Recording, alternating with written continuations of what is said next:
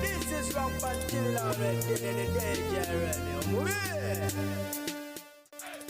Musibye muti abalungi abagalwa bampuliriza ku Fifi the News Anchor kwe muli ate nga ngamba nti mukola kyamanyi nyinyi ddala okubanga ate mugyekomideko yo embeera yazedda kuyinayo era nga wenjogera waliwo ambulance egenze mu maaso okubanga ate efuna akabenje wali mu bitundu by'ebbombo ku luguudo oluva e Kampala okudda e Luweero yasi kigambibwa nti eno egenze mu maaso okubanga ate egwa mu lutobazi era ng'ebadde etwala mulwadde wa COVID-19 wabula nga tekigambibwa nti agibaddemu nga ali kumulwadde ono agezaako okubanga ate amujjanjaba naye afiiriddewo kwegamba emirambo ne gigenda mu maaso okubanga ate giwera eruyi eyo wowe nakyalina omukka gw'essayisa omukono mu maaso gene mu maaso okwebaza omutonzi olw'ekirabo eky'obulamu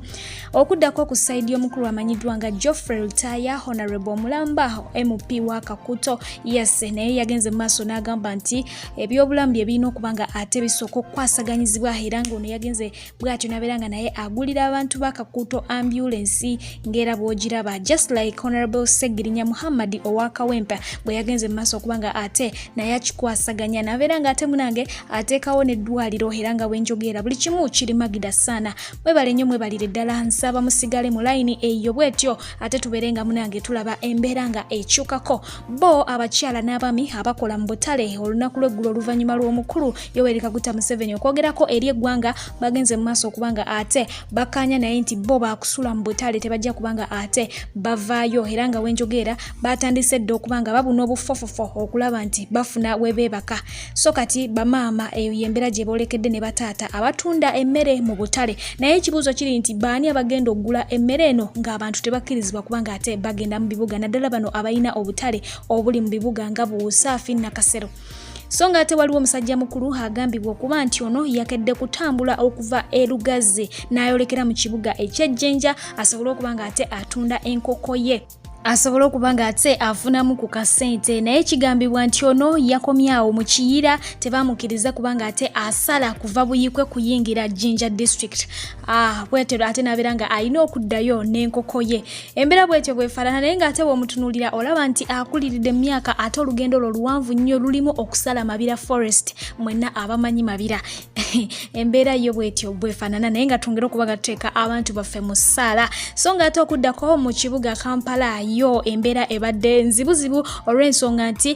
abantu babalagidde babeere nga basigala ewaka naye bano enkoko bagikutte mu mwaho okubanga ate beeyuna ekibuga okukola era nga abakolera ku mbalaza balabiddwako nga nabo bali awo naye nga poliisi yabatutte kaguddeyo wadde nga batambuza bigere okujja mu kibuga babatutte dduka era ng'embeera teyabadde nnyangu ddala nga bano n'ebintu byabwe ebisinga obungi byakwatiddwa ab'amaduuka gaggaliddwawo era nga olaba omupoliisi ng'ayiwa amata ku njala eruma abantu ye kyekikola kyasazeewo okubanga ate akola mu mutwe gwe ate nga naye oyinza okuba oli awo yabadde ageetaga kankulaga ku mbeera nga yafaananye mu kibuga Kampala olunaku olwaliro tweyongereyo mu maaso.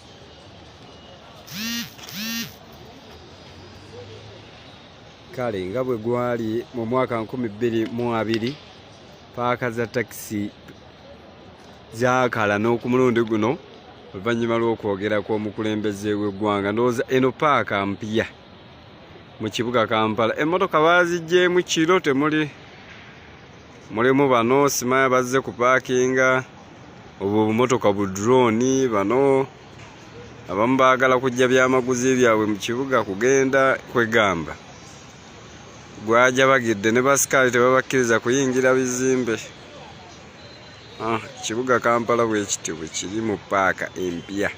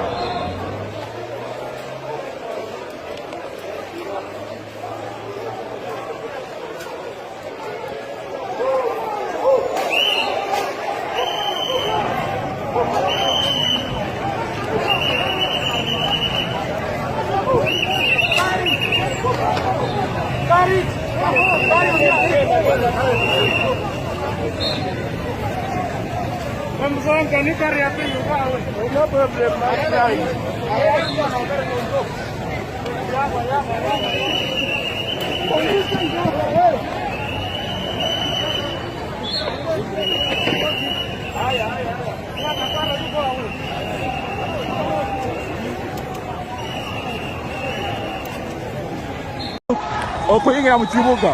moko wanji kale bwana mu kibuga militale yise kale kakubireko mwana Bannayuganda bwe batyo bwe basiibye olunaku olwaleero mu kibuga Kampala abasobodde okuba nga ate balinnya mu kibuga wabula nga ate ekisinze okuba nga kyewuunyisa wamu n'okuluma abangi kwe kuba nti abalambuzi okuva mu nsi ez'ebweru bo bakkirizibwa okutambula kyere mu ggwanga lyattu Uganda era nga bagamba nti bano bo baabagema obulwadde bwa COVID-19 baddembe okuba nga batambula naye nga jjukira nti ne mu Uganda mulimu be baagema so ekibuuzo kiri nti bo bannayuganda be baagema tebalina lukusa lutambula mu ggwanga lyattu Uganda wabula abagwira be balina olukusa lutambula mu ggwanga lyattu Uganda ekyo nakyo kigenze mu maaso okuba nga ate kimalako bannayuganda emirembe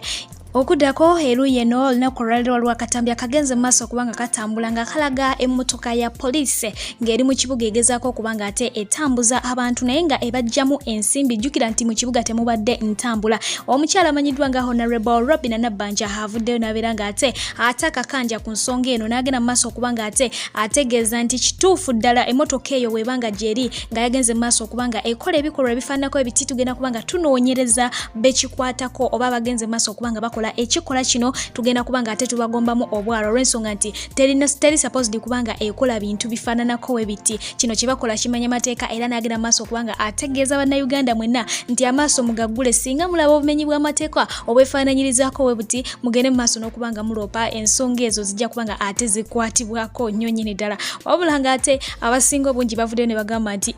omulimu nga gutandikidde mu maanyi naye ng'embeera bwetyo bwefaanana kansooke nkulage ku mmotoka eyo gy'abadde ayogerako ate oluvannyuma tweyongereyo mu maaso emitwalo egyo ojja kansindikira nze nkasindike mu ggulu erako ne komenti onoyuno avuddeyo wuyo senta zizza mu nsawo era abasose mu nsawo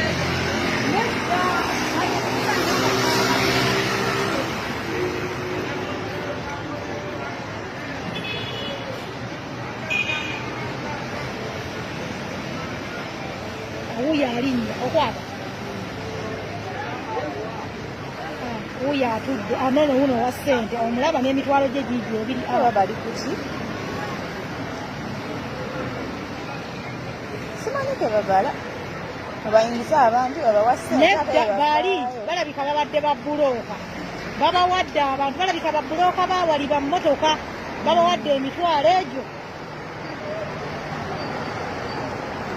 zo mmotoka za poliisi lwaki zikola takisi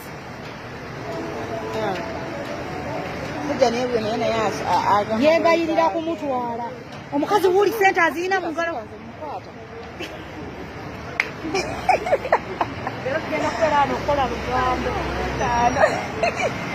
wuyo ayingira omulaba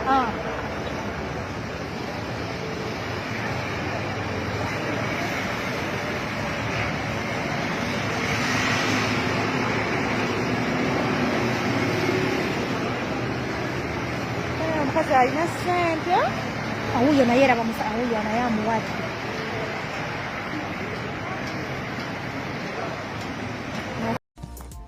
Wolabira obumenyi bw'amateeka bonna agenda mu maaso obere nga oripotinga eri omukyalo oyo okuddako esaidi eno ye munnabyabufuzi era ng'ono agwa mu kibiina kya NUP omukulu amanyiddwa nga Anthony Wameri ono yagambibwa okuba nti addusiddwa mu ggwanga eri Amerika asobole okuba nga ate afuna obujjanjabi kinajjukira nti gye buvuddeko omukulu ono abadde awera ennemba n'ekirwadde eky'omulubuto era nga ajjanjabiddwako akabanga akagere mu ggwanga lyattu Uganda wabula embeera eganye okuba nga ate eterera era bwe batyo ne bamuwa amagezi nti agende mu ggwanga eri Amerika asobole okuba nga ate afuna obujjanjabi obusinga kawo ono avuddeyo n'abeera nga ate ayeebaza bannayuganda bonna abamukwatiddeko gattako n'okuba nga abasaba musabire asobole okuba nga ate ava mu mbeera eno gy'ayolekedde mu ggwanga eryo kansooke mukweko ate oluvannyuma tweyongere mu maaso n'amawulire gaffe. members of the National Unity Platform okusingira ddala President wange Kyagulanyi Ssentamu Robert nammwe mwenna mikwano gyange mu Uganda bannamateeka n'abalala bonna abanjagaliza ennungi mu Uganda ne mu diaspora mbebaza olw'obuwagizi natuuse Boston mu US era kati ndi mu Boston Medical Center bamaze okuntandikako ngenda kulaba omusawo mu dakiika ntono nnyo obulumi bukyali bungi nnyo obufumita mu kifuba ne wansi eno naye bagenda kuneekebejja manyi nti nja kubeera bulungi mwongere okunsabira nammwe mwenna abatwala obuwagizi Mukama abawe nnyo omukisa neyanziza nnyo Twongere okuba nga tumuteeka mu ssaala n'abalwadde abalala bonna gye bali Mungu abeere ng'ate abasusa okuddako heru yeno waliwo akafaananyi akagenze maaso okuba nga ate katrendinga akanubian ne Eddie Mutwe ng'abakyali mu kkomera bwe batyo bwe baali bafaanana akafaananyi kano omukulu Robert Kyagulanyi Ssentamu agenze maaso okuba nga ate akakozesa n'ategeeza bannayuganda nti munange nga tonnaba kuba nga ate ofuna obuwanguzi okitegeera waliwo ebintu abantu bye bayitamu okugeza nga okusibibwa okutulugunyizibwa okuttibwa naye mu bintu ebyo byonna oba mu kubonaabona okwo kwonna ffe mwe tujja obuvumu ne tumanya nti tuyise mu kubonaabona kuno tuyise mu kutulugunyizibwa kuno mu mikono gy'omubi naye ate mwe tujja obuvumu obusiga ensigo egibegenda okuvaamu emirembe eginajja eri abantu abatulugunyizibwa mu ggwanga n'agamba just like Dan Magic nga bwe yagenze maaso okuba nga ate akyogera nga yakava mu kkomera nti bino bye bagenda mu maaso okuba nga batusiba ab'ebyobufuzi ng'olw'okuba nti batulabanga ffe abantu ababi ne bagenda mu maaso okutusiba ekyo tekikyali kibonerezo eri ffe nedda wabula ate munange ako kabeera kabonero ka buzira oba kabonero ka buwanguzi oba kabonero kaba ka kitiibwa bw'atyo yagenze mu maaso okuba nga ategeeza so mu statement eyo gwe agiwulira ki ky'otufunamu nti wadde bayise mu bye bayiseemu byonna bayise mu masasi bayise mu kutulugunyizibwa abasibiddwa batulugunyiziddwa abamu basibiddwa abalala battiddwa tubalabye tubaziiseeko naye nga mu byonna kyatutegeeza nti ako kabonero ka kufuna mirembe yes era nga tubeere n'essuubi essaawa yonna emirembe girijja so nga ate omukulu amanyiddwa nga Honorable Zaake naye avuddeyo n'agamba nti tujja kulwana okutuusa nga kye twatandika kifunye enkomerero gye kigwana enkomerero gye kisaana okitegeera mu bufunze aba NUP bagezaako okubanga bakulaga nti tebannazikiza bakyali mu vita okitegeera embeera bwetyo bwefaananye eruyi eyo era wano wennyini wengenda okuba nga ate nkusibulira atakuumira mpeera abeere nga abankuumira yonna gye musinzira mbaagala nnyo mubeere bulungi mweraba abasuubuzi kambanjuliredi atika owa atika unisex trends anti ono akutuusako emigugu gyo okuva mu ggwanga erya Take okutuuka mu ggwanga erya Uganda oli musuubuzi wa ngoye z'abaana z'abakyala z'abaami omuli empale engatto enkofiira amasuuti ebiteteeyi ensawo saati ne t-shirts wamu ne shariya abikutuusako ku bbeeyi ensamusamu ate mu bwangu ddala muweereze ka message ku WhatsApp oba mukubire ku nnamba ye y'essimu +90 53770M2602 ye Lady Atika owa Atika Unisex Trends okukwanguyiza ku nsonga zo.